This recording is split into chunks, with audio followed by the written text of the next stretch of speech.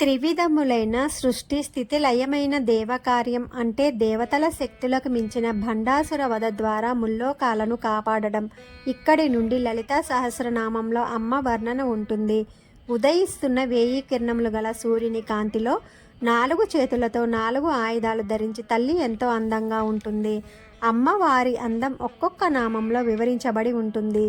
సంపత్కరి సమారూఢ సింధూర వ్రజసేవిత. లలితాదేవి చేతిలో ఉన్న అంకుశము అనే అస్త్రం నుండి సంపత్కరి దేవి ఉద్భవిస్తుంది. అశ్వారూఢాధిష్ఠి తాశ్వ కోటి కోటి భిరావృత.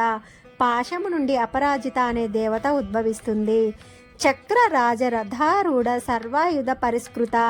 తల్లి తాను స్వయంగా అన్ని ఆయుధాలతో నిండి ఉన్న చక్రరాజమనే రథం ఎక్కి ఉంటుంది. గేయ చక్ర రథారూఢ మంత్రిని పరిసేవిత. మంత్రినీ దేవి గేయ చక్రమన రథం ఎక్కి ఉంటుంది. శ్రీచక్రము చుట్టూ ఉన్న త్రికోణమే గేయ చక్రము. గిరిచక్ర రథారూఢ దండనాద పురస్కృత.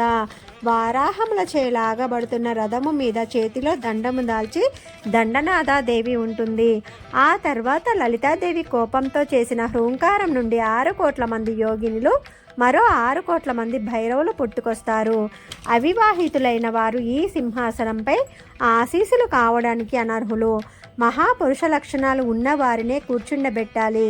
లలితాదేవిని వివాహం ఆడడానికి పరమేశ్వరుడు తప్ప ఇంకొకరు అర్హులు కారు అని బ్రహ్మ ఆలోచిస్తున్న తరుణంలో పరమేశ్వరుడు తన రూపం మార్చి జగన్మోహన ఆకారంలో బ్రహ్మ ఎదుట నిలబడతాడు.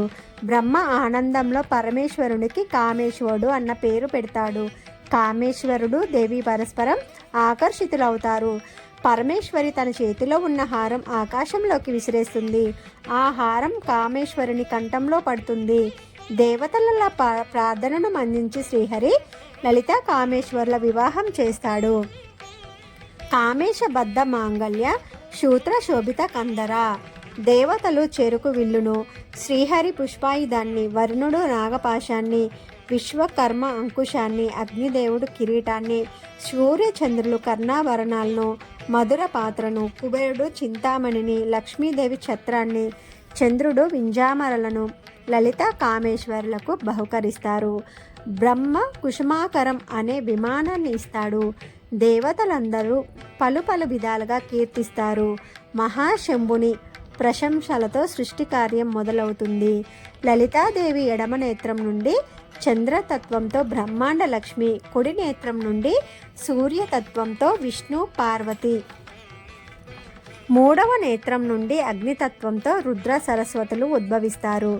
లక్ష్మీ విష్ణులు మరియు శివ పార్వతులు, బ్రహ్మ సరస్వతులు దంపతులవుతారు. వారిని సృష్టి కార్యం కొనసాగించమని దేవి ఆజ్ఞాపిస్తుంది. శ్రీ మాత్రే నమః.